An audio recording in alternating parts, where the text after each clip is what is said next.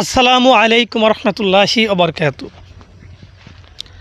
আজকে আপনাদের মাঝে আলোচনা করব একটা মারাত্মক ধরনের ভয়ঙ্কর ভানের তাবিজ নিয়ে। আজকে যে ভানের তাবিজটা নিয়ে আলোচনা করতেছি, এই তাবিজটা প্রয়োগ করার মাধ্যমে মাত্র 3 দিনের ভিতরে মানে 72 ঘন্টার মধ্যে আপনি যে কোনো শত্রুকে চিরদিনের জন্য বিদায় করে দিতে পারবেন পৃথিবীর বুকে থেকে। আর এটা করতে পারবেন দূরে অথবা কাছে, যে কোনো ব্যক্তির ক্ষেত্রে, ছেলে অথবা মেয়ে, যে কারোর ক্ষেত্রে এই তাবিজটা কিন্তু আপনি প্রয়োগ করতে পারবেন। তো ভিউয়ার্স, বর্তমান দুনিয়ায় তান্ত্রিক কবিরাজের কোনো অভাব নেই, কিন্তু কাজের বেলা দেখেন কেউ পারে না, সবার শুধু মুখের চাপা। আসলেও না পারার একটা কারণ আছে। তো প্রথম কারণ হচ্ছে আপনাকে কবিরাজি শিখতে হবে, কবিরাজি জানতে হবে, তারপরে কিন্তু আপনি কাজ করলে কাজ হবে। আপনি ইউটিউবে একটা ভিডিও দেখছেন, একজন কবিরাজ ইউটিউবে ভিডিও সার্চে, সেই ভিডিও দেখে যদি আপনি নিজেরা কবিরাজ দাবি করি, আপনিও যদি ইউটিউবে ভিডিও দেন, তাহলে তো আর আপনার কাজ করলে কাজ হবে না। হ্যাঁ, আপনি হয়তো তার থেকে ভালো ইউটিউবিং করতে পারবেন, তার থেকে ভিউ পাবেন বেশি, কিন্তু আপনি কিন্তু কাজ করে দিতে পারবেন না, এটা আমি চ্যালেঞ্জ করে বলি। ঠিক আছে, এইভাবে মানুষকে ঠকাইতে পারবেন, মানুষকে ধোঁকা দিতে পারবেন। আর মানুষ এইভাবে ধোঁকা খাইতে খাইতে এক পর্যায়ে যে আসল কবিরাজতান্ত্রিক আছে তাদেরকে বিশ্বাস রাখবে না, তাদের প্রতি কোনো বিশ্বাস থাকবে না। তো তারা কন্টিনিউ ধোঁকা খেয়ে যাবে, কাজ করতেই পারবে না। তাই বলি, আপনাকে এগুলা কাজ করতে গেলে প্রথমত সঠিক জ্ঞানটা জানতে হবে, সঠিক যে কবিরাজিটা আছে সেটাকে জানতে হবে, জেনে বুঝে তারপরে কাজ করবেন। আমি গ্যারান্টি দিচ্ছি, যাদের কবিরাজি চুল পরিমাণ অভিজ্ঞতা আছে তারা কিন্তু খুব সহজে ভানের কাজগুলো করতে পারবেন। কারণ এই দুনিয়ার মধ্যে মানুষের খারাপ মানে ভালো করার চেয়ে খারাপ করা সহজ, আর এই ভানের কাজটা হচ্ছে খারাপ কাজ। তো এই কাজটা কিন্তু করা সহজ, আর সবচেয়ে বেশি কাজ হয় কিন্তু এই ভানের তাবিজে। কথা হচ্ছে সঠিকভাবে আপনাকে করতে হবে, সঠিক নিয়মে করতে হবে, তাবিজ বুঝে শুনে তারপরে করতে হবে। আর যখনই বুঝে শুনে করতে পারবেন তখনই আপনার কাজ হবে 100-তে 100%, কাজ মিস হবে না। তো যাই হোক, আমি কথা বাড়াই না।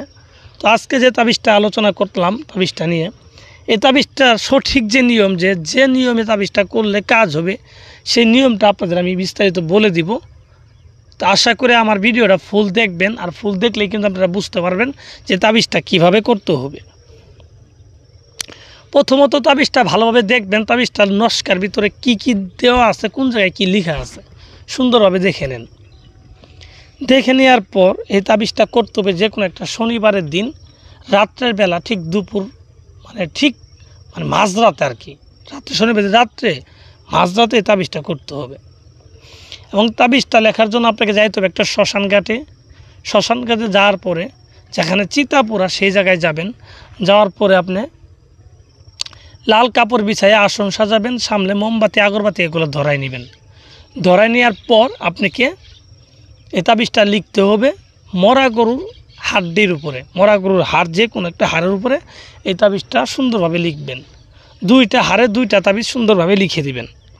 লিখে দেওয়ার পর আপনি একটা তাবিজ প্রথমত লিখবেন দিয়ে আর কি, শ্মশানের কয়লা দিয়ে। তারপর আরেকটা তাবিজ লিখবেন, কবর থেকে মাটি আনবেন, এই মাটিকে প্যাক করে পানি দিয়ে, এই মাটি দিয়ে আরেকটা তাবিজ লিখবেন হাড়ের উপরে। এভাবে 2টা তাবিজ লেখা কমপ্লিট করে দিবেন। কমপ্লিট করার পর আপনি তাবিজের নিচে যাকে মারতে চান তার নাম, তার বাবার নাম লিখে দিবেন। এই নামগুলো 2টা তাবিজে লিখে দিবেন। লিখে দেওয়ার পর তাবিজ দুটাকে লাল কাপড় দিয়ে আপনি মুড়াবেন, এই হাড় দুটাকে লাল কাপড় দিয়ে মুড়াবেন। মোড়ানোর পর যেখানে বসে তাবিজটা লিখলেন সেইখানে এই হাড়টা পুঁতে দিবেন, একটা হাড় পুঁতে দিবেন। পুঁতে দেওয়ার পর আরেকটা হাড় বাড়িতে আনবেন। বাড়িতে আনার পর এই হাড়টাকে প্রথমত আপনার বাম পায়ের জুতা দিয়ে 7টা বাড়ি দিবেন। বাম পায়ে যদি 7টা বাড়ি দিবেন, আর যাকে মারতে চান তার নাম উল্লেখ করবেন। উল্লেখ করার পর এইভাবে 7 বার বাড়ি দেওয়ার পর এই তাবিজটাকে আপনি যে কোনো একটা নিম গাছের নিচে হাত পরিমাণ গর্ত করে এই হাড়টাকে পুঁতে দিবেন। পুঁতে দেওয়ার পর আপনি মাত্র 3টা দিন অপেক্ষা করবেন। আরেকটা কথা, এই কাজগুলো করবেন সম্পূর্ণ লোকচক্ষুর আড়ালে, কোনো লোক যেন আপনাকে না দেখতে পারে, এরকম একটা লোকচক্ষুর আড়ালে এই কাজটা সম্পূর্ণ করতে হবে। তো ভালোভাবে করলে কাজ হবে 100%।